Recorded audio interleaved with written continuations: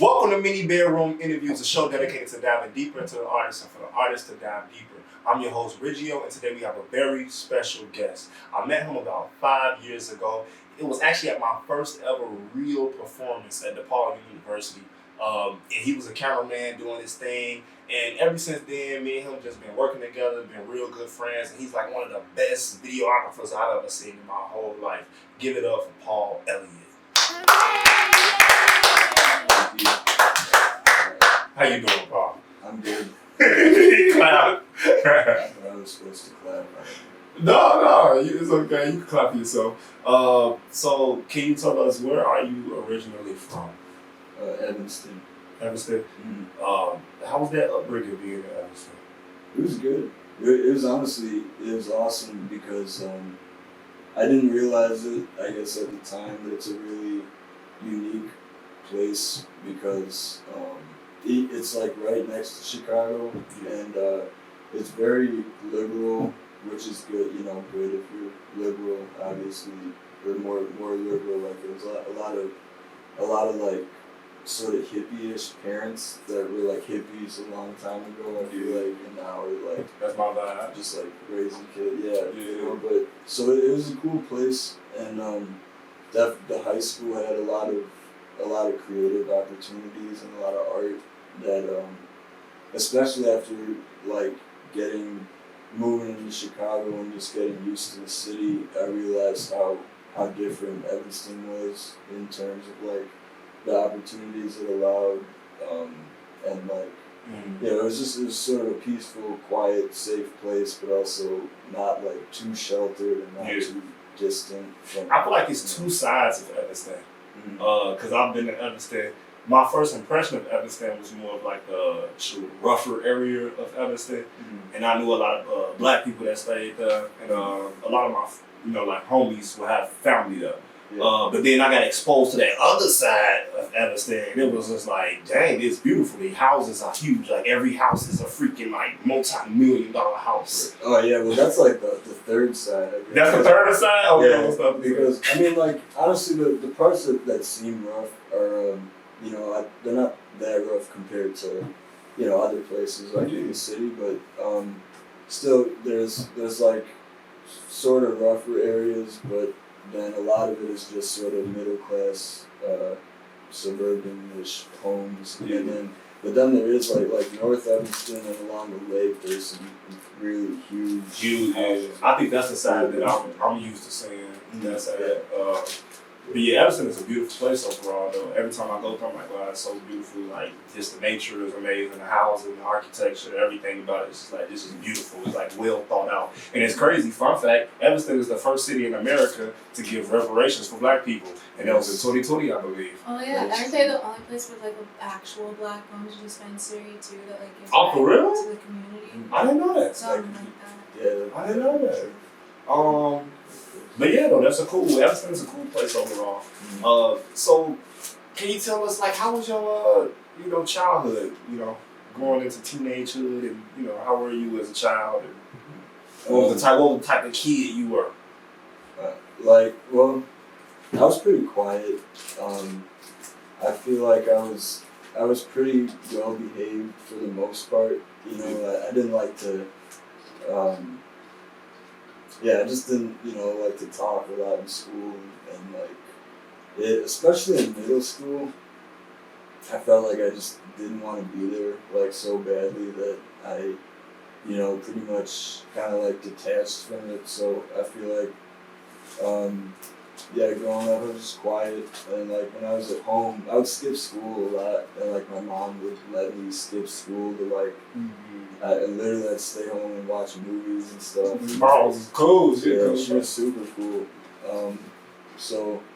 Like in school, I didn't like.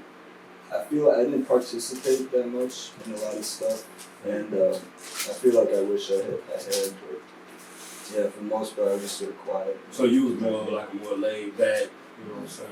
Cool. Yeah. Well, probably not stereotypically cool, but just like you was just have more laid back personality overall. Not any type of cool. I was just like there, and I was just like yeah, I was just there, and then at the end of the day, I'd like leave as quickly as I could and just get back home. I actually lived in middle school. I lived down the alley from where I went to school. True. That's kind of how it was for me too in middle school. I was late like every day somehow. Me and my brother both were always late to school. There's something about being so close, but also not really wanting to go. It was like, yeah. I can understand that, man. So at what point, was it middle school or was it high school that you like took that interest in the camera, taking pictures or doing video? Which one came first?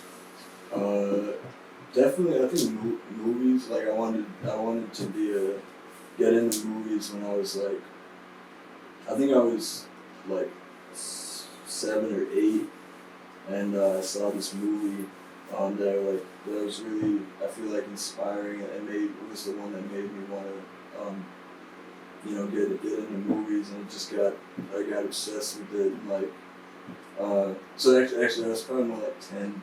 Cheers. But then gradually I got more into it, and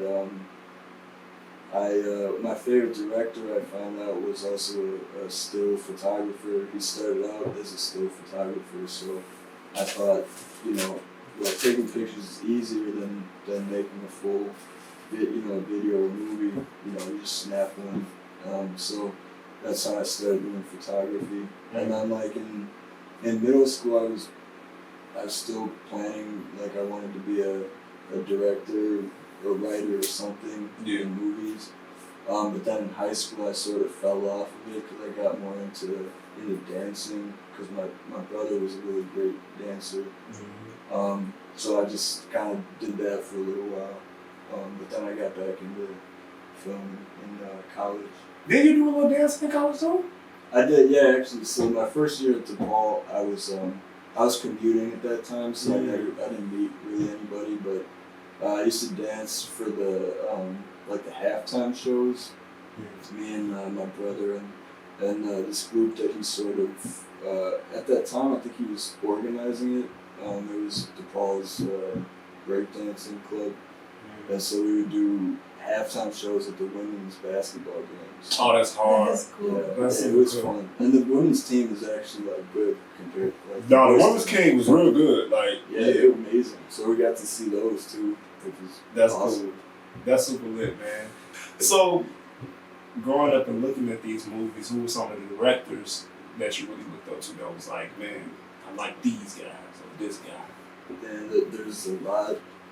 I really like Stanley Kubrick. He's my favorite director of all time. Did The Shining in 2001, which is one of the first movies I saw that made me I want to get into movies. I really like Quentin Tarantino. When I first started, or when I was in middle school, I feel like I kind of had a resurgence of movie making obsession because of I saw Reservoir Dogs and then Pulp Fiction.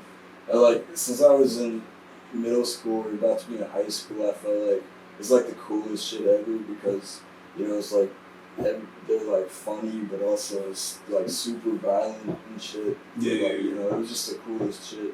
Yeah. But then also Martin Scorsese and Spike Lee and trying to think of some more. Francis Ford Coppola. Yeah. Godfather and Apocalypse Now.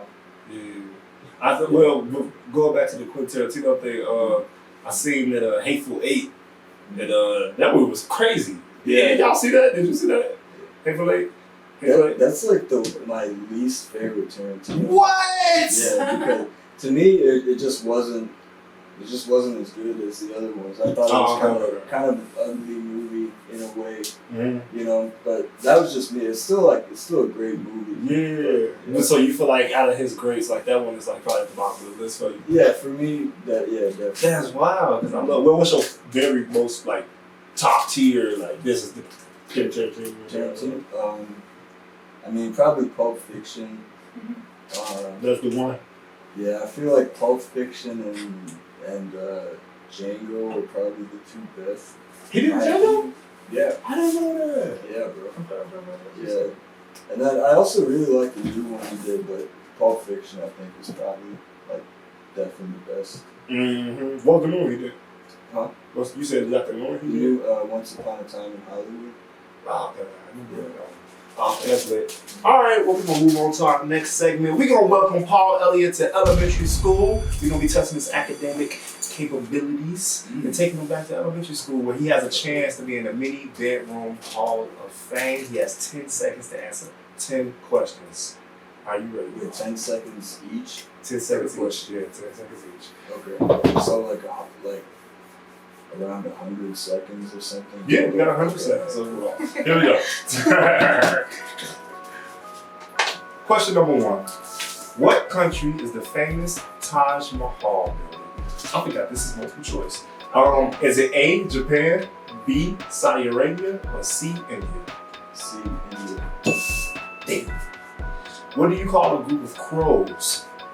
A flock, a herd, or C, a murder? Ooh. When writing out a fraction, the numbers above and below that little line are called A, numerator and denominator, B, A side and B side, or C, equation. Numerator and denominator. There we go. What are the 3 branches of the United States government? Is it A, legislative, judicial, and executive? B, presidential, judicial, and municipal, or C, legislative, judicial, and selective? A. There we go. 4 questions. Damn, he going crazy, son. Hey, what is the name for a body of land that is completely surrounded by water? Is it A, seashore, B, an island, or C, rock trail? B, an island. True. I almost said peninsula.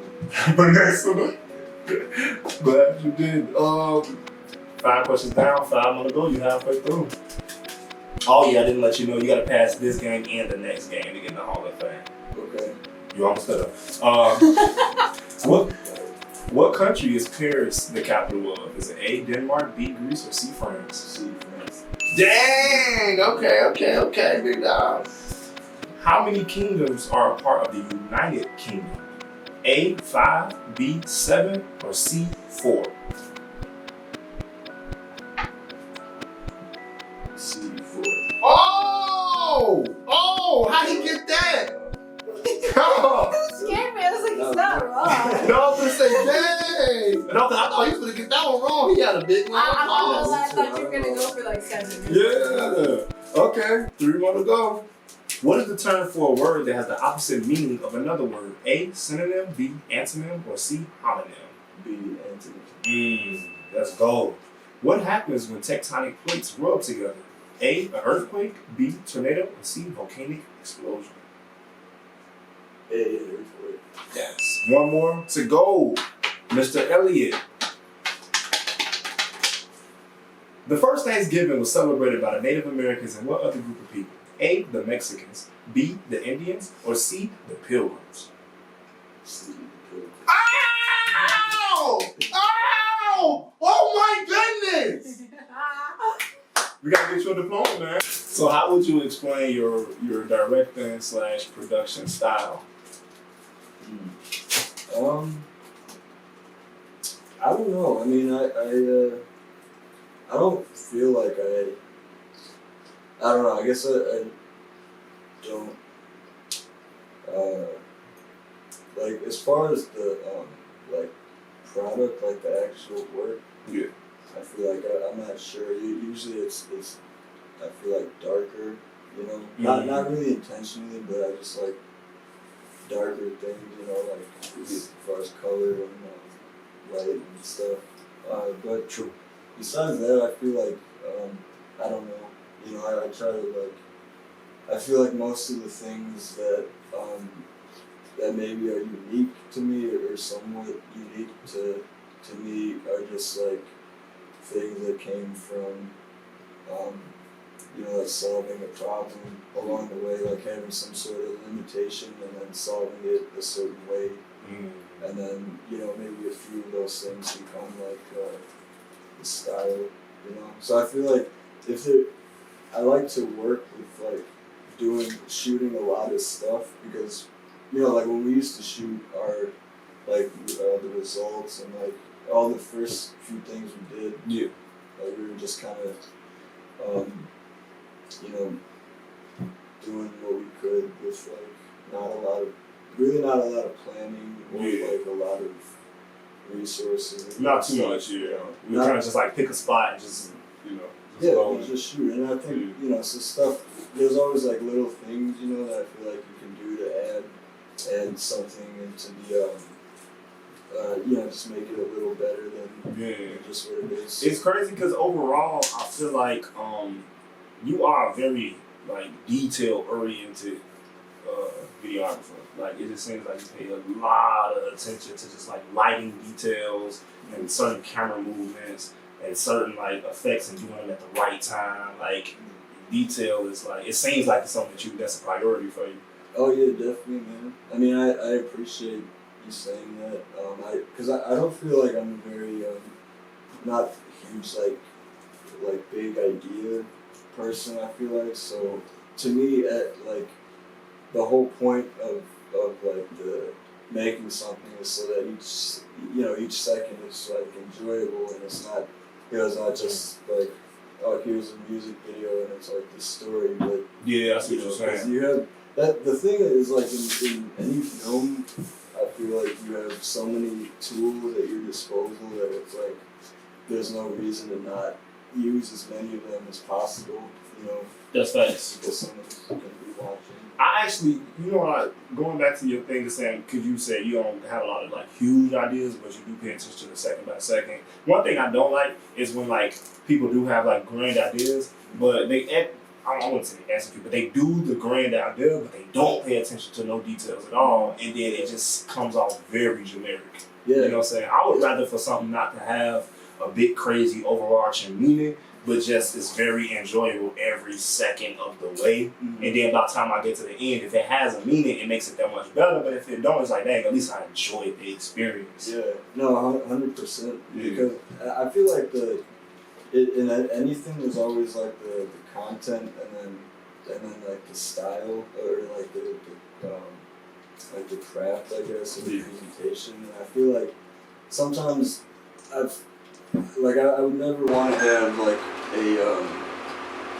even though it's important to have a good idea and like behind what you're doing, it's like you have to at least, you can't just expect people to like your stuff and like want to watch or listen to it, if it's, and like, especially if it's shitty, like you can want people to watch it, but at some level, like this isn't, like I wouldn't watch this, and there's so much stuff you could watch. You have so many options. So, to me, it's also, like you kind of have to. I feel like to be respectful to like the art itself, you have to, give it your best because, whoever inspired you to make something. Like that they were, if you can honestly say that you're doing like as much as them, that's good. But if you know that you're not, and you're not like, you didn't do basically everything that you could have done to make it as good as possible, then you can't be upset when you don't get anywhere or True.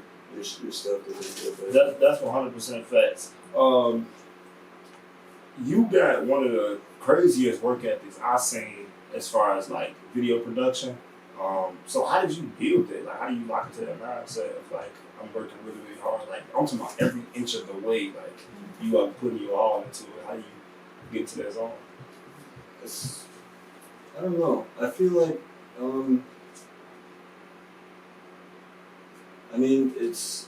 I definitely like decided at some point, that this was gonna be the thing that I wanted to do. And I feel like for me it's real easy for me to lock in on like one thing and stay focused on it. I'm not good at like handling multiple things, I suppose, in terms of like my overall life focus. So and I always kind of I feel like it's the place where I'm happiest and I feel the most like at peace is doing is working. So that's also like I feel like a huge part of it was just meeting other people, you know, who are working hard and ideally like working harder or doing things, working smarter a lot of the time also. Yeah.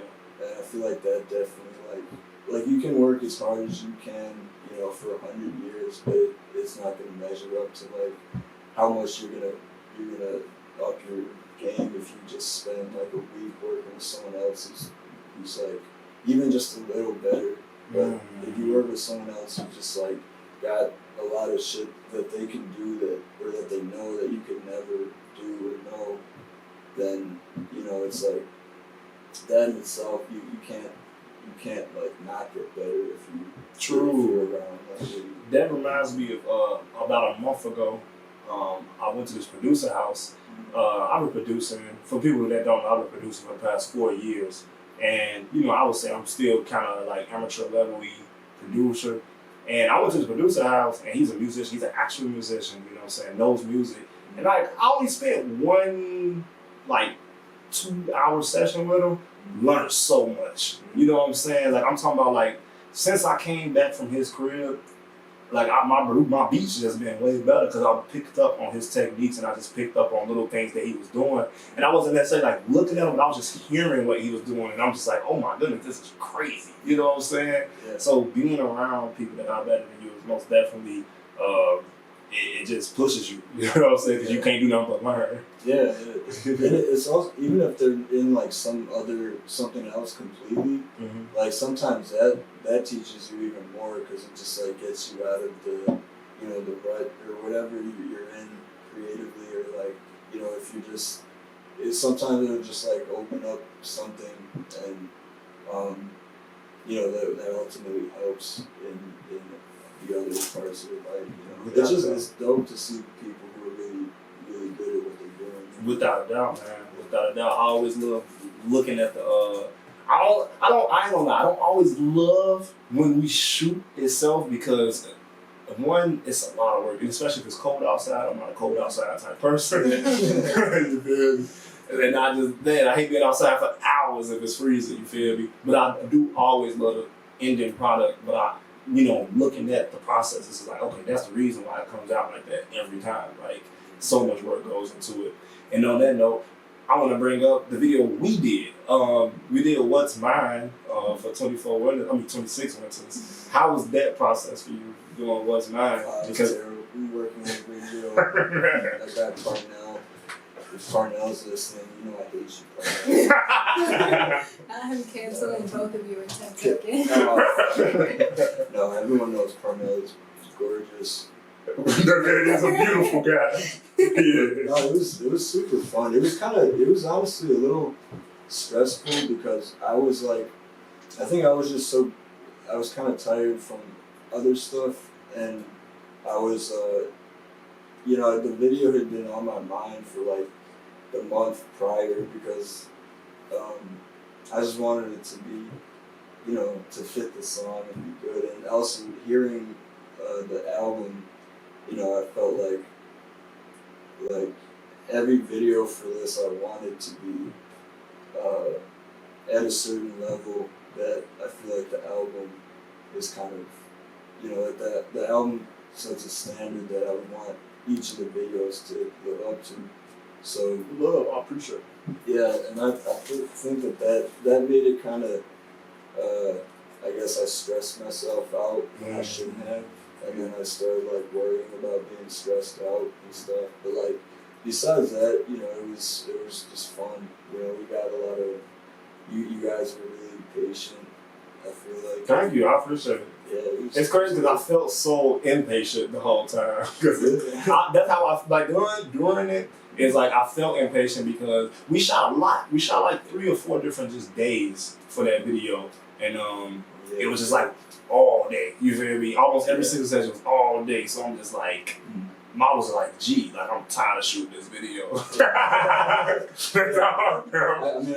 feel like I sensed that a little bit, but I was like, man, thank God Regio's and Mahal guys are such good guys. I'm part of them. Thank you. I appreciate it, man. Yeah. It was, but no, overall though, I love the outcome of it. It's beautiful, man. It's a good video. It's very high energy because it's crazy because What's Mine isn't like a crazy high energy song, but the video just puts, man, it just puts so much like, you know what I'm saying, that oomph into it.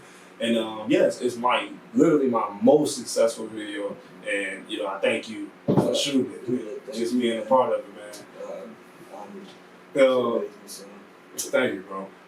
So do you have any goals for 2021? Any plans? Any big things? Any little things? Anything?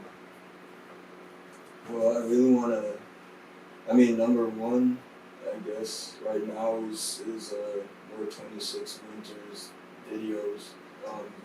I can't wait till we do that. Yeah. Cause we gonna be doing Living Survival. We gonna be doing Mighty Man, Nomads. Yeah, and so hopefully like those will be maybe more of a short film. I'm thinking. I mean, I'm still kind of going through the old ideas and stuff, but that's one goal is to make it a short film. And like, it's been a goal for a while because knowing so many musicians who are like who are just really good, and there's so many songs that I hear from from people I know that are that you know I could never do videos to all of them, but I always thought they would be great, you know, in some kind of movie, you know, like a short or something. That'd be rough. So there's that, and then also I want to do like a couple of portrait series in the next, probably over the summer.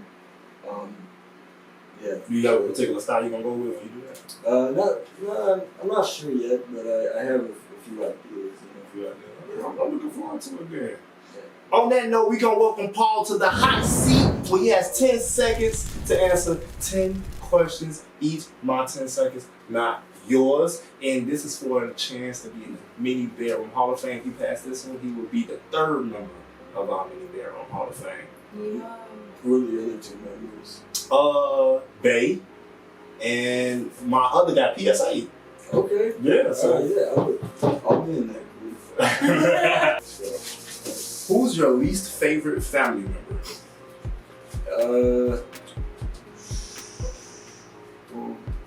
5, 4, 3. Pass. Oh, pass. Oh, smart. Thank you. I choked anyway. Smart. You choked. You're good. Yes, I was trying to swallow, but it didn't work. Also, on Mad, we started off that mess. Yeah, that was that crazy. Look, as soon as I saw the question, I'm like, dang, that's how we come in? Okay. One skill you wish you had that you don't have. Singing. Oh, that's a good one. Flying a kite. No, just one. Just one. One movie that would explain your life. A Bug's Life. A Bug's Life! That's such a good movie, too. I'm just kidding. Titanic. Dang! No, probably, I used to. Oh, I'll go with Bug's Life. I thought you were going to say ants next. Okay. One thing that makes you really happy. Oh. Colorful lights. No. Do colorful lights make you happy? So, yeah. Well, yeah, colorful lights. The sun, literally. I can see that though. You know, because honestly, I love like these do make me happy. Like I love seeing these lights. Yeah, so it's all red. You said what? So it's all red. Then it make me angry. What do you do to pass time? I watch movies and like take pictures, putter around the house. Bing. Put butter around the house? Putter around the house. Putter? As it like wandering aimlessly. I literally thought you said put butter around the that's house. put butter on shit. Just Yeah. The stairs.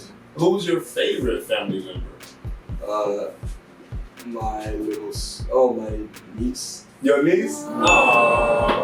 What's her name? Suki. Suki? Mm-hmm. Is it a Japanese name? It is. That's so cool. I love it. That's your brother's daughter? Mm-hmm. The one that just came? Yeah. Oh my goodness, she was a Super baby. cute. Yeah. I was gonna say for the one about what makes me happy. Like the baby, literally just like seeing her physically makes me happy. I love it. It's awesome. I love it. Until she turns into a teenager, please. Or like until she turns 4 and then starts to ask a bunch of questions that don't have answers. I'll just make that. Who's your favorite musician? It could be a rapper, singer, it could be a producer. Can be a tie. But out of the tie, who's your favorite? You only got okay, I'll just 8, 7. Kind of. Oh, okay. That's a good one. That's a good one. I was gonna say we're the Beatles, but that's a good one. One celebrity you love? Paul Rudd. Who is that? Really? He's in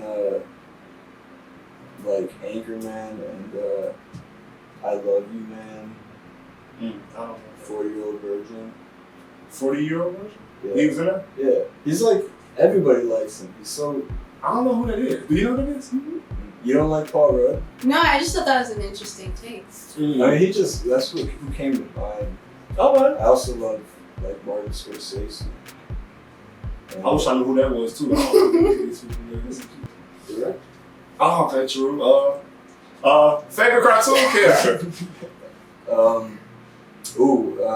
Yosemite Sam. No, The Martian. Who's The Martian? The Martian guy? Yeah, that guy. The Martian dude. He cool people. Yeah. What's your favorite number? 13. Ooh, 13? That's a very Isn't that a specific. bad luck number, technically? Supposedly, I heard it is. Most elevators in downtown Detroit don't have a 13th floor because of that superstition. Yeah, true. So my mom had this. She would always like using 13. So my mom has like animals, like a bunch of little like stuffed animals. But she would always like talk with them, do like voices. Not even like for us being kids, but that's just she still does it. You know, my mom is very, very unique person. She's crazy. Your mama is crazy. She cool though.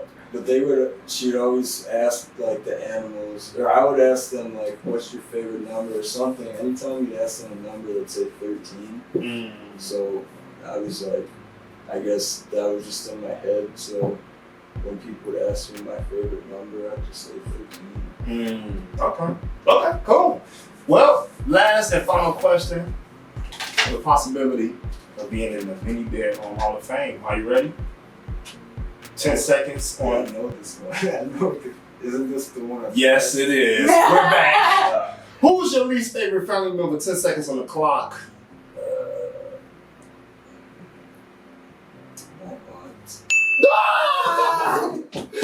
Okay, sure. That is what it is. Welcome to the Minibedroom Hall of Fame. It's funny because a lot of people don't want to say it. I understand it. Sure. Yeah. Who want to put their family on blast? I don't know, because there was that one. Was it who answered that question so fast? Oh, babe? Yeah. She was like, and she just said, "Oh, my cousin." Yeah, she said that fast. Welcome to the Hall of Fame, man. I got a gift for you. Here goes your gift. Yay! While you open it, I'm gonna do the scripture of the day for the people. Okay. So the scripture of the day comes from Proverbs 16:2, and it reads, "All the ways of a man are clean in his own eyes, but the Lord weigheth the spirits." Meditate on it. Think on it. Did you want to show your gift at all? Or? Oh yeah. Earlier I was like, Hey. this is awesome. Hey, look. Thank you. Well, thanks once again, Paul, for coming through, man. I appreciate it. Love, So man. awkward. Thanks for joining us for Minibedroom Interviews. Peace. Hey y'all, what's up? It's time for Cash with Carlynn. It's your chance to earn some cash and our chance to help you out. But we have some rules. First, you must include your cash tag with your answer. And second, entries will only be accepted until the next episode. Winners will receive $26. And remember, there can only be one. Good luck! What is Paul's favorite number?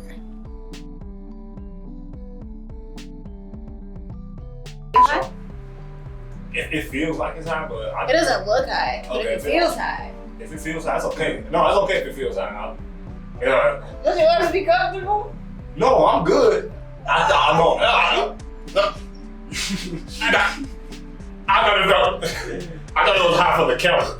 Lower your mic a little. Nah? Yes. Dang. I'm gonna. I just lost. Cause I was like trying to Yeah.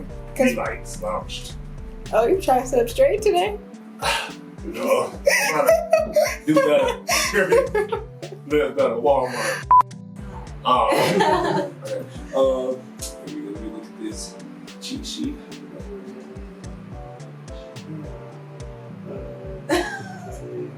That was just really, that was such a long question I wrote.